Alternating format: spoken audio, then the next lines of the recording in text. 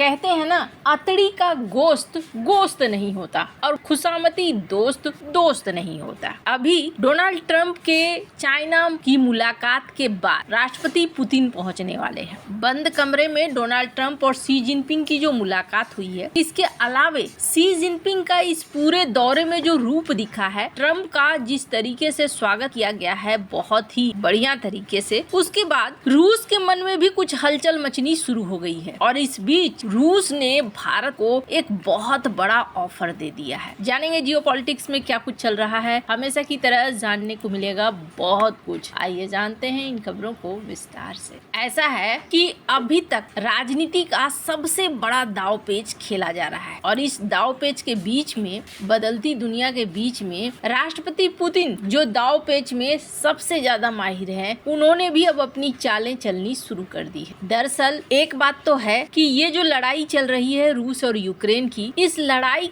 में चाइना का कहीं ना कहीं रूस को एक बड़ा मदद भी है। आर्थिक तौर पर रूसी तेल को खरीदना और रूस को आर्थिक तौर पर मदद देना। अब उसको लेकर बहुत सारे लोग अपनी अपनी भावनाएं भी व्यक्त कर रहे हैं, जिसमें कई अमेरिकी सांसद भी हैं जो ये कह रहे हैं कि चाइना को बंद करना होगा और चाइना को पुतिन को बोलना होगा कि नहीं, इस युद्ध को रोको, और अगर वो कहते हैं तो पुतिन को रोकना पड़ जाएगा। अब आप समझ सकते हैं कि इनके मन में धारणा क्या बैठी हुई है। स्क्रीन पर इस वीडियो को सुनिए। China has plenty of influence. China has total influence on Putin. Putin, that's another thing that this war has done to Russia, is made it subordinate, subservient to the Chinese. Sure, yeah, President Xi could tell President Putin, stop the war. And President Putin would have to do that. Now, will he do that? I don't know.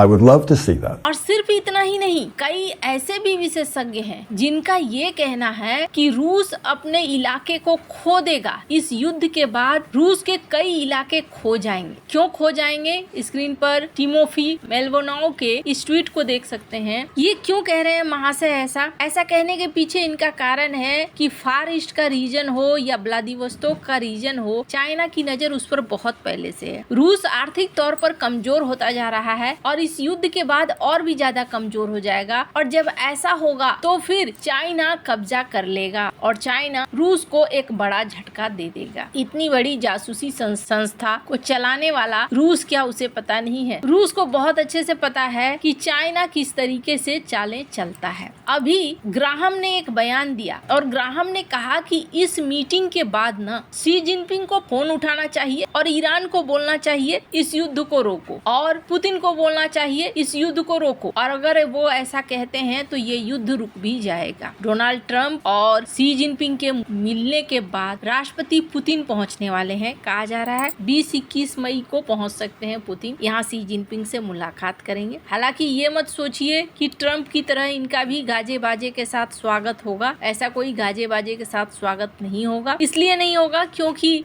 कथित तौर पर Chinese media के अनुसार ये एक regular meeting है, राजकीय प्रवास पर नहीं आ रहे हैं, इसलिए बहुत ज्यादा गाजे बाजे के साथ स्वागत नहीं होगा। ये एक जनरल मीटिंग होगी। अब जब ये पहुंचेंगे तभी देखना होगा, क्योंकि ये एक मैसेज देने का तरीका भी है। शी जिनपिंग अगर उसी तरीके का स्वागत करते हैं जिस तरीके का उन्होंने ट्रंप को किया तो एक अलग मैसेज जाएगा, और अगर नॉर्मल करते हैं तो फिर एक अलग मैसेज जाएगा। पर इस बीच कुछ बदलाव है, जो बदलाव दिखने शुरू हुए हैं। स्क्रीन पर आरटी इंडिया की एक ट्वीट देख रहे हैं जिसमें ये दिखलाया गया है कि किस तरीके से दूसरे विश्व युद्ध से लेकर ब्रह्मोस तक भारत और रूस ने एक दूसरे की मदद की है। और सिर्फ इतना ही नहीं, सर्गेई लावरोव जब भारत आए थे और उनसे पूछा गया था कि अच्छा बताइए भारत के बारे में आपके क्या राय हैं, तो इन्होंने क्या कहा था? इन्होंने पहली चीज कही कि There is no one word to describe these relations, and it's not because human languages are not eloquent enough.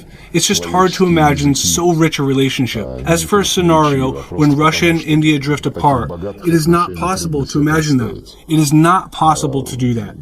We started our conversation with the pillars of Russia-India relations, namely friendship. Hindi-Rusi, bye-bye, is not just some funny motto. It is part of our culture.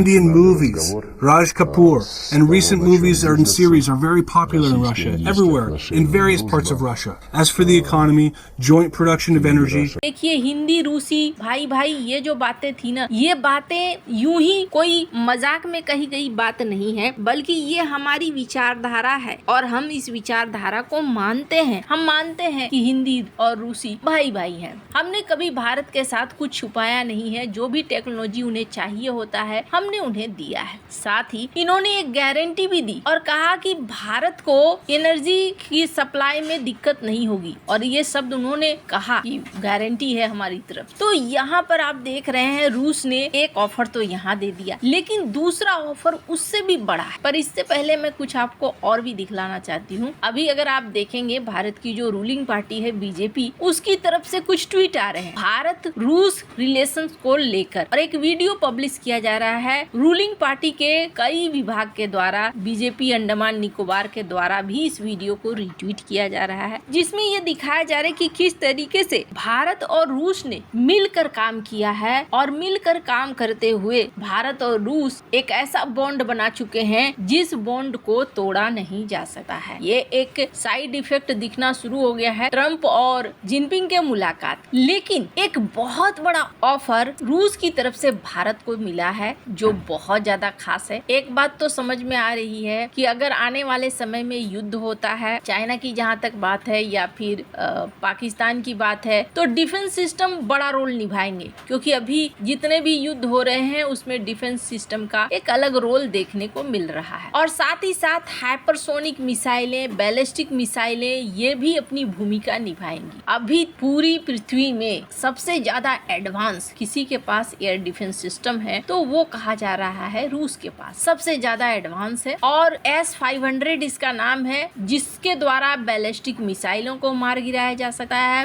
बहुत long range वाली भी hypersonic मिसाइलों को मार गिराया जा सकता है, और लो ऑर्बिट के सैटेलाइट्स को भी मार गिराया जा सकता है। अब सैटेलाइट युद्ध का समय आ गया है और सैटेलाइट बड़ी भूमिका निभाएंगी। ऐसे में ये डिफेंस सिस्टम अपने आप में बहुत ज्यादा खास है। इसे बोला जाता है रणनीतिक तौर पर ये बहुत ही एडवांस्ड है। भारत के पास S-400 पहले से है। युद्ध में भारत का S-400 अपना जलवा भी दिखा चुका है। यही वजह है कि भारत इसे और ज्यादा संख्या में खरीद भी रहा है। लेकिन अब रूस ने भारत को एक बड़ा ऑफर दिया है, और इस ऑफर के तहत रूस ने भारत को कहा है कि हम कथित तौर पर साथ मिलकर S-500 बना सकते हैं। तो अब भारत के ऊपर है कि भारत इसे स्वीकार करता है या नहीं करता है। अगर साथ बनकर जॉइंट प्रोडक्शन शुरू होता है S-500 का, तो इससे रूस को भी फायदा है और भारत को भी फायदा है। और इस बदलते सीन में सबसे बड़ी बात यह है कि रूस और भारत आपको एक साइड दिखेंगे, और ये संकेत रूस की तरफ से भी दिया जा रहा है, भारत की तरफ से भी दिया जा रहा है। वैसे भारत S-500 बनाता है या नहीं ये देखने वाली बात होगी, पर ब्रह्मोस बना चुका है। ऐसे में बहुत ज्यादा चांसेस है कि दोनों मिलकर S-500 को अपने ही देश के अंदर बना सकते हैं। वैसे आपको क्या लगता है, भारत को क्या करना चाहिए? कमेंट कर अपनी राय जरूर बताएं। जल्द मिलते हैं अगले वीडियो में नई खबर के साथ।